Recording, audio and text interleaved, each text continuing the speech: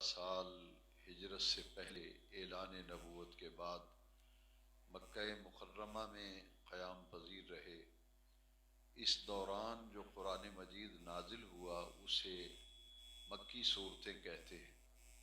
اور جو ہجرت مدینہ منورہ کے بعد قرآن مجید نازل ہوا ان صورتوں کو مدنی صورتیں کہتے ہیں۔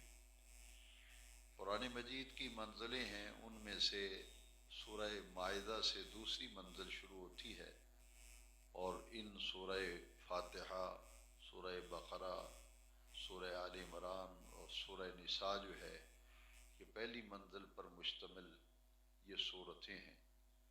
سورہ بقرہ سے سورہ آل عمران جو ہے ان کی رکوع اور آیتوں کی تعداد کم ہے،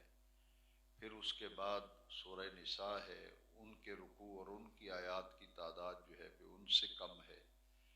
یہ ترتیب ہے قرآن مجید کی کہ بڑی صورت جو ہے وہ پہلے آئی، پھر اس کے بعد چھوٹی صورتیں ترتیب کے اعتبار سے آتی گئیں۔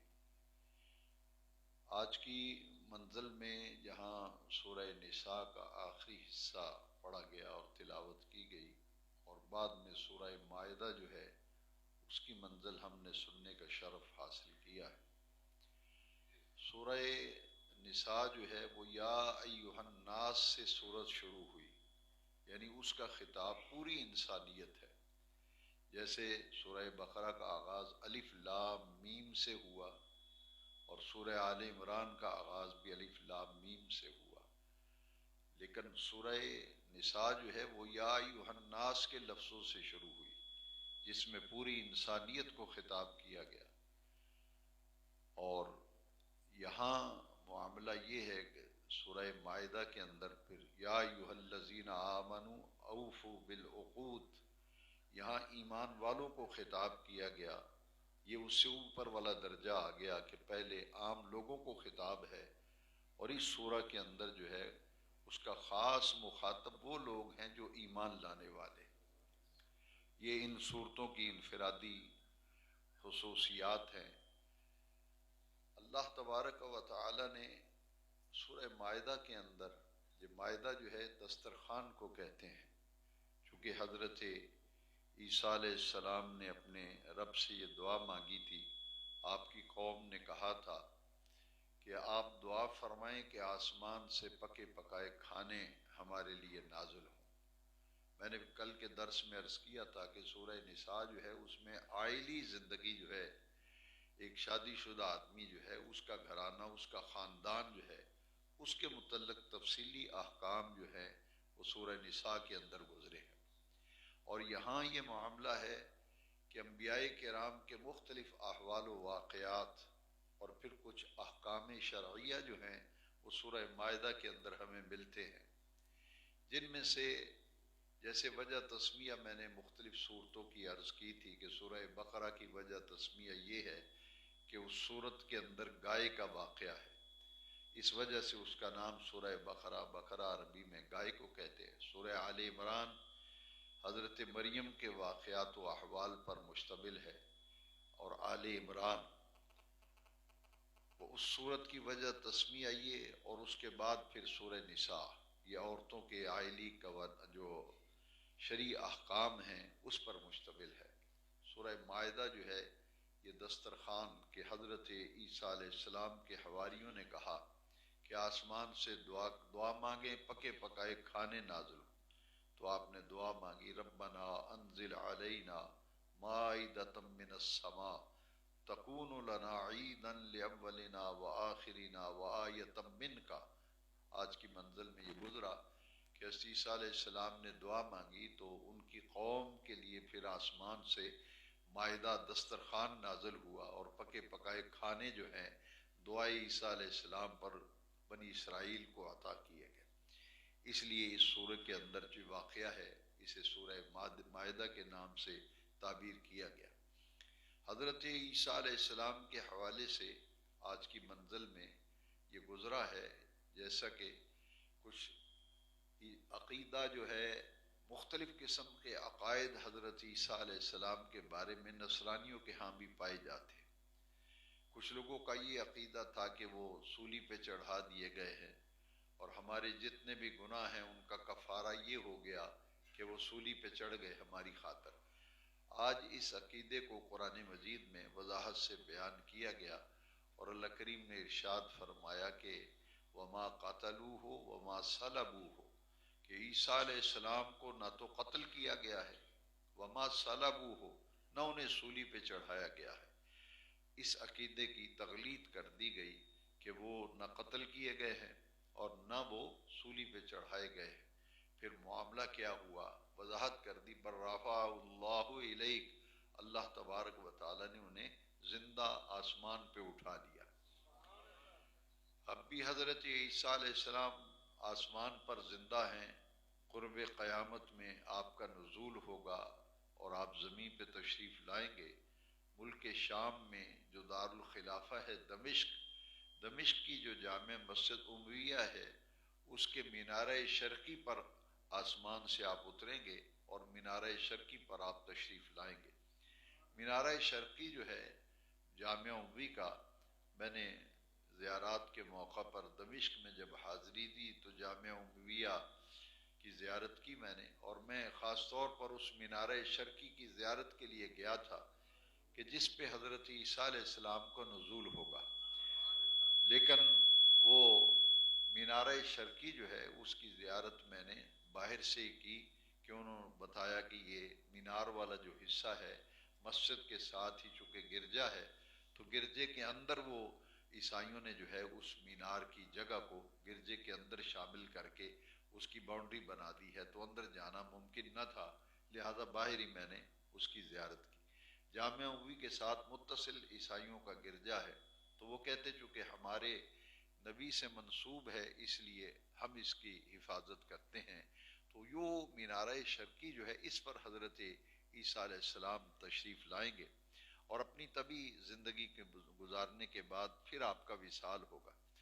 جیسے کہ آج کی منزل میں انی متوفی کا، اس کا مطلب یہ ہے کہ اللہ تعالیٰ، معنی یہ ہے آپ کو پوری عمر تک پہنچائے گا، یعنی جو عمر اللہ کریم نے ان کی مقرر فرمائی ہے جب وہ مکمل ہو جائے گی آپ زمین پہ تشریف لے آئیں گے، اور آپ کا جب انتقال ہوگا تو آپ کی تدفین حضور کے گنبد خضرہ شریف میں ہوگی۔ حضرت سیدنا ابوبکر صدیق رضی اللہ عنہ، حضرت عمر فاروق رضی اللہ عنہ، یہ حجرہ عائشہ صدیقہ میں دفن ہے نبی کریم علیہ السلام کی آغوش میں۔ وہاں ایک چوتھی قبر کی جگہ ہے، ایک نبی کریم علیہ السلام کی قبر انور ہے، پھر حضرت ابوبکر صدیق کی ہے، پھر حضرت عمر کی ہے۔ اس کے برابر والی جو جگہ ہے وہاں حضرت عیسیٰ علیہ السلام کا مزار بنے گا، اور آپ کی قبر جو ہے وہ وہاں بنے گی، جیسا کہ احادیث شریف کے اندر بیان کیا گیا۔ تو یہ عقیدہ جو ہے واضح رکھنا چاہیے قرآن مجید میں حضرت عیسیٰ علیہ السلام کے بارے میں جو بیان کیا گیا۔ بلکہ اس سے اگلی آیت کے اندر تو اللہ کریم فرمایا ما قتلوہ یقیناً، یہ لفظ استعمال کیے کہ اس بات پر یقین کامل رکھو کہ عیسیٰ علیہ السلام کو نہ تو قتل کیا گیا ہے اور نہ صولی چڑھایا گیا ہے، بلکہ اللہ تعالیٰ نے انہیں زندہ آسمان پہ اٹھا لیا ہے۔ یہ جو پھانسی کا معاملہ ہے ولیکن شبہ، اس کے اندر یہ معنی ہے اور مفہوم یہ ہے کہ ایک جو منافق تھا، جاسوس، جس نے حضرت عیسیٰ علیہ السلام کے قتل کا منصوبہ بنایا تھا، تو حضرت عیسیٰ علیہ السلام کو قتل کرنے کے لیے وہ لوگ جب اندر داخل ہوئے، جاسوس نے جو مخبری کی تھی، تو اللہ تبارک و تعالیٰ نے عین اسی لمحے جب قاتل اندر داخل ہوئے تو حضرت عیسیٰ علیہ السلام کو زندہ آسمان پہ اٹھا لیا، اور وہ منافق جس نے منصوبہ بندی کی تھی اس کو حضرت عیسیٰ علیہ السلام کا اللہ تعالیٰ نے ہم شکل بنا دیا، اس کی شبیہ ایسی بن گئی، لہذا اسے صولی پہ چڑھا دیا انہوں نے، اور یہ کہا کہ ہم نے عیسیٰ جو ہے وہ صولی پہ چڑھ گئے ہیں۔ آج کی منزل میں اس کی وضاحت گزری ہے۔ پھر حضرت عیسیٰ علیہ السلام کی والدہ ماجدہ کو، حضرت مریم کو اللہ نے اپنی قدرتوں کے ظہور کے لیے منتخب فرمایا تھا۔ آج کی منزل میں پھر اس کا تذکر آیا، امہ صدیقہ کا لفظ آیا کہ عیسیٰ علیہ السلام اللہ کے وہ اولو العزم پیغمبر ہیں، اولو العزم نبی ہیں کہ ان کی والدہ ماجدہ جو ہیں امہ، ان کی والدہ صدیقہ اونچے درجے کی ولیہ ہے۔ اور پھر حضرت عیسیٰ علیہ السلام کے لیے آج کی منزل میں بھی یہ لفظ استعمال ہوا، مسیح آپ کا لقب ہے اور عیسیٰ آپ کا نام ہے، ابن مریم آپ کی کنیت ہے، یہ آج کی منزل میں بھی گزرا۔ پھر آج کی منزل میں وہ معجزات جن کا سورہ آل عمران کے اندر ذکر آیا تھا، آج ان معجزات کا پھر تکرار آیا ہے کہ وہ مردوں کو زندہ کرتے تھے، اور کوڑ کی بیماری والا آتا، ہاتھ پھیرتے شفا یاب ہو جاتا، نابینا آ جاتا تو اس کی آنکھیں روشن ہو جاتی تھیں۔ تو یہ اللہ تعالیٰ نے اپنے انبیاء کرام کو جو شانیں دی ہیں، ان کا ذکر قرآن مجید میں بار بار صورتوں کے اندر آیا ہے۔ بہت سے انبیاء کرام کے اسماء مبارکہ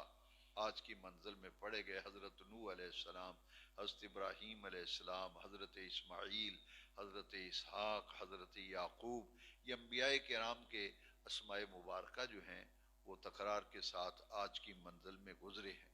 پھر ایک مقام ایسا آج پڑھا گیا کہ نیکی کے کاموں کے اندر ہاتھ بٹانے اور مدد کرنے اور تعاون کرنے کا حکم دیا گیا، تعاونوا علی البر والتقوی، کہ نیکی اور پرہیزگاری کے کاموں میں تعاون کیا کرو، ولا تعاونوا علی البر والاثم والعدوان، کہ جو برائی ہے اور گناہ کے کام ہیں ان میں ہرگز مدد نہیں کرنی چاہیے، تعاون نہیں کرنا چاہیے۔ جو نیکی کے کام ہیں، خیر کے کام ہیں، ان میں بڑھ چڑھ کر حصہ بھی لینا چاہیے، اور تقوی اور پرہیزگاری اور نیکی کے کاموں میں مدد کرنی چاہیے۔ پھر وضو کے معاملے میں نے ایک درس میں وضو کے مسائل بیان کیے تھے پچھلے دنوں۔ آج کی منزل میں تفصیلی یہ موقع گزرا ہے کہ وضو جو ہے اس کے جو ارکان ہیں، جو فرائض ہیں، وہ 4 ہیں، 4 ارکان۔ اذا قمتم الی الصلاۃ، اس کا لفظی معنی یہ ہے کہ جب تم نماز کے لیے کھڑے ہو جاؤ۔ قمتم، تو قمتم کا معنی ہے کہ جب تم نماز کے لیے کھڑے ہو جاؤ، اور مرادی معنی یہ ہے کہ جب تم نماز کی تیاری کرنے لگو، نماز کے لیے اٹھو اور نماز کے لیے جانے لگو، تو کیا کرو، فَاغْسِلُوا وُجُوهَكُمْ، کہ اپنے چہروں کو دھو لیا کرو، اور پھر وَأَيْدِيَكُمْ إِلَى الْمَرَافِقِ، دونوں ہاتھوں کو کونیوں سمیت دھو لیا کرو، وَامْسَحُوا بِرُؤُوسِكُمْ، اور اپنے سر کا مسح کر لیا کرو، وَأَرْجُلَكُمْ إِلَى الْكَعْبَيْنِ، اور دونوں پاؤں کو ٹخنوں سمیت دھو لیا کرو۔ اس آیت کے بعد آج کی منزل میں ایک اور بات سامنے گزری ہے جو پڑھی گئی، تلاوت کی گئی، کہ تیمم جو ہے اس کی صورتیں بیان کی گئی کہ ایک شخص رفع حاجت سے فارغ ہو کے آتا ہے، اور ایک آدمی بیمار ہے، وہ پانی کی وجہ سے اسے تکلیف ہونے کا یا بیماری بڑھنے کا اندیشہ ہو، یا کوئی جو اپنی بیوی سے مجامت کرتا ہے، رفع حاجت سے آتا ہے، یا جنبی ہے، اس کا جسم ناپاک ہو جاتا ہے، تو وہ اگر غسل کرنا چاہے اور پاک ہونا چاہے تو اس کو پانی میسر نہ آئے، پانی اس کو میسر نہیں، 3 میل مدت فقہا نے بیان کی ہے کہ 3 میل تک پانی میسر ہی نہیں ہے، تو وہ شخص پھر کیا کرے گا، اسے تیمم کا حکم دیا گیا۔ پھر وہ یہ تیمم کرنے سے وہ پاک ہو جاتا ہے بندے کا جسم، اور اس کا پچھلی منزل کے اندر گزرا تھا کہ تیمم کا طریقہ یہ ہے کہ دونوں ہاتھ جو ہیں کسی ایسی چیز پہ، لکڑی ہو، پتھر ہو یا مٹی ہو، تو وہ تھوڑی سی گرد و غبار جو ہے وہ اپنے ہاتھوں کو لگ جائے، 3 دفعہ مار کے پھر دونوں ہاتھوں کو جو کونیوں سمیت یہاں پھیر لیا جائے، چہرے پہ پھیر لیا جائے، تو یہ تیمم کے صرف یہ طریقہ ہے۔ لیکن یہ صورت میں ہے کہ جب پانی میسر ہی نہیں، کسی ایسے علاقے میں چلے گئے، یا پانی لگنے سے ڈاکٹروں نے منع کیا ہے کہ بیماری بڑھے گی، تو یہ پانی استعمال نہ کیا جائے، نہ نہانے میں نہ دھونے میں، تو پھر تیمم سے جو ہے طہارت اور پاکیزگی حاصل ہو جاتی ہے۔ وہ بھی آج کی منزل کے اندر تیمم کے، وضو کے واقعہ جو معاملات ہیں، احکام ہیں، وہ آج کی منزل میں پڑھے گئے ہیں۔ اور اس کے علاوہ اللہ تبارک و تعالیٰ کی توحید باری تعالیٰ، اس کی وحدانیت، اس کی ربوبیت اور اس کی الوہیت پر بہت سے احکام اور واقعات آج کی منزل کے اندر گزرے ہیں۔ تو اللہ تبارک و تعالیٰ کی بارگاہ میں دعا ہے کہ خالق کائنات قرآن مجید کو ہمارے دل کی بہار بنائے۔ اس کے بعد جو سورہ ہے، سورہ الانعام ہے، المائدہ کے بعد۔ انعام مویشیوں کو کہتے ہیں، جانوروں کی 2 قسمیں ہیں، ایک جانور جو ہیں جو سبزہ کھاتے ہیں، سبزہ کھان ان کی خوراک ہے، ان کے احکام اور ہیں۔ کچھ جانور ایسے ہیں جن کی خوراک جو ہے وہ گوشت ہے، گوشت خور جانور، ان کے احکام اور ہیں۔ یہاں سورہ الانعام جو ہے اس میں مویشیوں کے احکام بیان کیے گئے، کیونکہ یہودیوں کے ہاں جانوروں کے حلال اور حرام ہونے کے بارے میں جو غلط نظریات ان میں پیدا ہو گئے تھے، قرآن مجید نے ان کی اصلاح فرمائی ہے سورہ الانعام کے اندر۔ اور انعام مویشیوں کو کہتے ہیں جن کا گزر بسر جو ہے، ان کی خوراک جو ہے وہ سبزہ ہوتا ہے۔ تو وہ انشاءاللہ العزیز کل کی منزل میں وہ تفصیلی احکام آئیں گے، وہاں بیان کیے جائیں گے۔ اللہ تعالی قرآن مجید کے نور سے ہمارے سینوں کو منور فرمائے۔ الصلاۃ والسلام علیک یا سیدی یا رسول اللہ وعلی آلک واصحابک یا سیدی یا خاتم النبیین۔ الحمد للہ رب العالمین والصلاة والسلام علی حبیبہ الکریم۔ ربنا تقبل منا انک انت السمیع العلیم وتب علینا انک انت التواب الرحیم بحرمت سید الانبیاء والمرسلین وصلی اللہ تعالی علی حبیبہ سیدنا و مولانا محمد وعلى آلہ واصحابہ اجمعین برحمتک یا ارحم الراحمین۔